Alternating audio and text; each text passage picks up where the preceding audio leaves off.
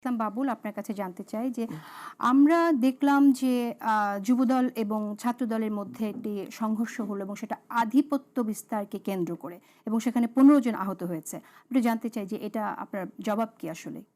এ ধরনের খবর কিন্তু আসছেই আপনাদের না, না, ছাত্রদল আসছে এবং না সেটা যুবদলের না। বিরুদ্ধে হ্যাঁ, আমরা দেখছি। অবশ্যই আসছে। বাংলাদেশের যে ট্র্যাডিশনাল রাজনীতি দীর্ঘদিনের সংঘাত, বৈপরীত্য, আধিপত্য বিস্তার, এর থেকে যে একেবারে বিএনপি শতভাগ মুক্ত সেটা আমরা বলি না। শোনেন, আমাদের পরিবারটা আপনাকে দেখতে হবে। আমাদের সংখ্যাটা আপনাকে দেখতে হবে। সারা দেশে আমার যত কর্মী আছে, হ্যাঁ, যত নেতা আছে, ফ্রম টেকনাফ থেকে তেঁতুলিয়া এবং আপনি যদি বলেন তামাবিল থেকে বাংলাবন, লক্ষ লক্ষ কর্মী। এই কর্মী বাহিনী, আমি ১৭ বছর ক্ষমতার বাইরে। আপনাকে মনে রাখতে হবে আমার হাতে কি আছে আপনি বলেন। শুধু সাংগঠনিক একটা ব্যবস্থা, এটাই তো বিএনপির একমাত্র অবলম্বন কর্মীদেরকে নিরস্ত করবার জন্য। আমার হাতে পুলিশ নাই, বিডিআর নাই, যৌথ বাহিনী নাই, র্যাব নাই, আইন শৃঙ্খলা বাহিনী নাই। ১৭ বছরে একটা নিপীড়িত, নির্যাতিত, একেবারে কি বলে রাজনৈতিক দল, মজলুম রাজনৈতিক দল, সেই রাজনৈতিক দলের কোথাও কোনো কর্মী বিশৃঙ্খলা ঘটনা ঘটাতেই পারে। আপনার পরিবারেও তো একটা সদস্য বিশৃঙ্খল ঘটনা ঘটিয়ে ফেলতে পারে। ছোট্ট পরিবার যদি থাকে সেখানেও তো হতে পারে, ব্যত্যয় হতে পারে, ভুল হতে পারে, মানুষের তো হয়। ভুল হচ্ছে আপনি তাহলে? দেখবেন অবশ্যই হতে পারে। আমি কি ফেরেশতা নাকি? আমি কি একেবারে আল্লাহর ইনিয়ে আসছি নাকি? বিষয়টা তা না। আমার কিন্তু কর্মীদের ভুল আছে, ব্যত্যয় আছে। ভুলটা একটু বেশি হয়ে না, যাচ্ছে না, না, কিনা? না, না, আমি বলছি সেটা। কি বলছেন? আপনি দেখবেন যে রাষ্ট্রীয়ভাবে কি বলে দলীয়ভাবে প্যাট্রোনাইজ করা হয় কিনা।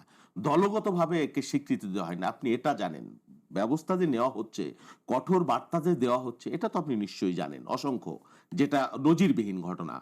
একটা মজলুম সংগঠনের একটা নেতাকর্মী যার এই ১৭ বছরের ত্যাগ তিতিক্ষা যদি আপনি দেখেন আপনারও মায়া লাগতে পারে। তাহলে হ্যাঁ, এই আমি শেষ বার্তাটা করি। তাদের কানে আমি পৌঁছচ্ছে শেষ না কেন? করি। পৌঁছাচ্ছে। পৌঁছাচ্ছে, তারপরেও ঘটছে। ঘটতে পারে। একটা বৃহৎ রাজনৈতিক দল, বললাম না লক্ষ লক্ষ কর্মী, তৃণমূল পর্যন্ত, সেই কর্মীর কেউ কোথাও একটা অন্যায় ঘটনা ঘটিয়ে ফেলতে পারে, ফেলাচ্ছে, এটাও সত্য। এবং আমরা দলীয়ভাবে এটাকে রিকগনাইজ করি না, প্যাট্রোনাইজও করি না, আশ্রয়ও দেই না, দিচ্ছি না, কমানোর জন্য দিচ্ছিও না, শুধু প্রশ্রয় দিচ্ছি না, বরং আমরা নিজেরা মামলা করেছি। এটা নজিরবিহীন যে দলের পক্ষ থেকে তার কর্মী, তার স্বীকৃত নেতাকে বহিষ্কার করা হয়েছে, মামলাও করা হয়েছে। এটা বাংলাদেশের রাজনীতির ইতিহাসে বিরল ঘটনা। শুধু তাই না, বলা হয়েছে দলের শীর্ষ নেতৃত্ব থেকে যে বিএনপির নামে কেউ কোথাও চাঁদাবাজি করলে ধরে বেঁধে পুলিশে দিয়ে দিবেন। আমি জানি।